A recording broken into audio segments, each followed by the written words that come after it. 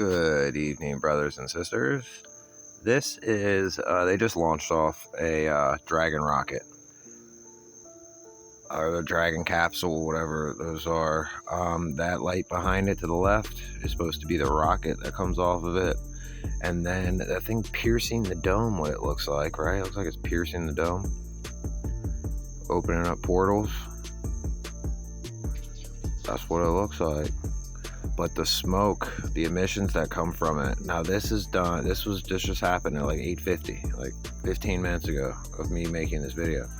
I just recorded this, and the last one I recorded, which I don't know if it's on this channel or not, but that one was done early in the morning when the sun was coming up, and the emissions, the smoke or whatever, ended up expanding throughout the sky like a chemtrail.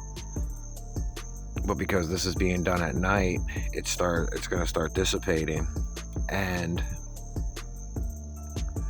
the cloud just looks wild, and it's bright, as if the cloud or the smoke or whatever that it emitted emits its own light.